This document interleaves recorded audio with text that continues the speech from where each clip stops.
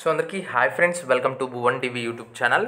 Telangana state పాలిటెక్నిక్కి సంబంధించి ఎవరైతే ఈ కోర్సులోనే తప్పకుండా జాయిన్ అవ్వాలి అనుకుంటున్న వాళ్ళు ఒక లైక్ అయితే చేయండి. అప్పుడే తెలుస్తుంది ఎంతమంది జాయిన్ అవ్వాలి అనుకుంటున్నారు, ఇంట్రెస్ట్ ఉన్న వాళ్ళు అనేసి.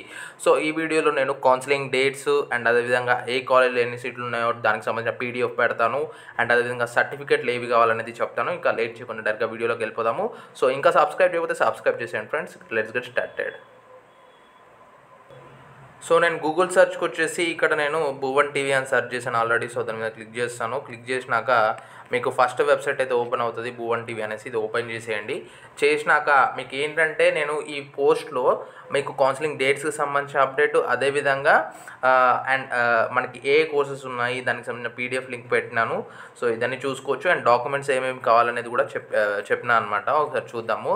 సెకండ్ పోస్ట్లో మీరు రిజల్ట్స్ అని ఉంటుంది, బట్ ఇందులో మీకు counselling date and times and దానికి సంబంధించిన డాక్యుమెంట్స్ సంబంధించిన అప్డేట్ ఉంటుంది.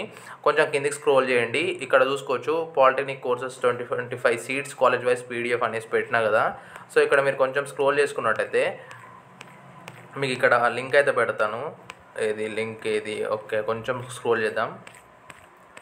సో ఇక్కడ లింక్ అయితే ఉంది చూడండి, college wise diploma course seats అనేసి. ఇది ఓపెన్ చేసుకుంటే మీకు కాలేజెస్ ఎన్ని ఉన్నాయి అండ్ ఎక్కడ ఉన్నాయి అనేది కూడా తెలుస్తుంది. అండ్ ఏ కోర్సులో ఎన్ని సీట్స్ ఉన్నాయని తెలుస్తుంది. అక్కడ కోర్సెస్కి కోడ్ అయితే ఉంటుంది, కోర్స్ కోడ్. సో ఆ కోర్స్ కోడ్స్ అని ఇక్కడ పెట్టినాను. ఎల్జీ అంటే ఏంటి, ఎంఈ అంటే ఏంటి, ఎంఎన్ అంటే ఏంటి, ఎంటీ అంటే ఏంటి, ఇలా 25 కోడ్స్ అయితే మీకు ఇక్కడ పెట్టినాను, చూసుకోవచ్చు ఇక్కడ మీరు. సో దీనికి సంబంధించిన కోడ్ అక్కడ మీకు పీడిఎఫ్లో ఉంటుంది. పీడిఎఫ్ కూడా ఒకసారి ఓపెన్ చేసి చూపిస్తాను.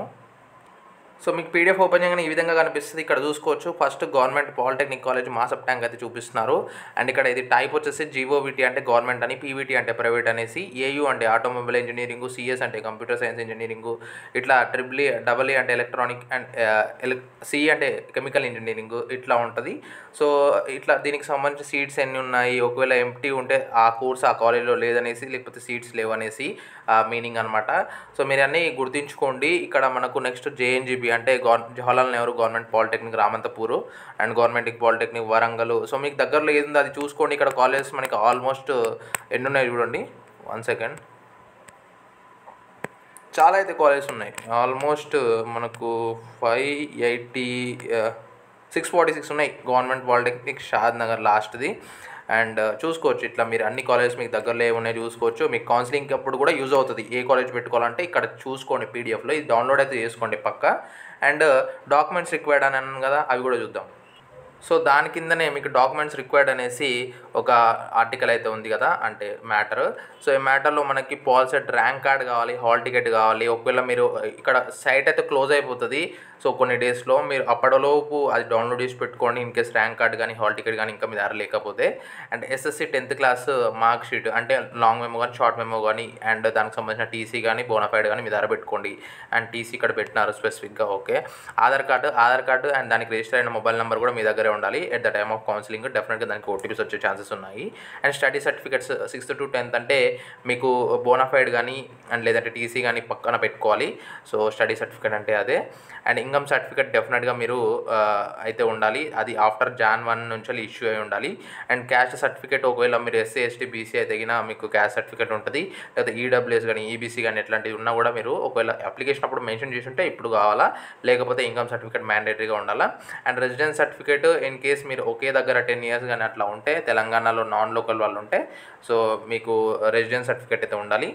అండ్ డెఫినెట్గా అడిషనల్ సర్టిఫికేట్స్ ఇన్ కేస్ మీరు అప్లికేషన్ అప్పుడు మీరు ఫిజికల్లీ హ్యాండిక్యాప్డ్ ఆర్ ఏమంటారు స్పోర్ట్స్ కానీ ఎన్సీసీ కానీ ఇట్లా ఉంటే మీరు డెఫినెట్గా ఈ సర్టిఫికేట్స్ అనేవి తీసుకొని పోవాలన్నమాట కౌన్సిలింగ్ టైంలో. And children of armed personal అంటే ఒకవేళ మీ ఫ్యామిలీలో ఎవరైనా ఆర్మీకి సంబంధించిన వాళ్ళు ఉంటే సో ఆ సర్టిఫికేట్స్ కూడా ఉండాలి.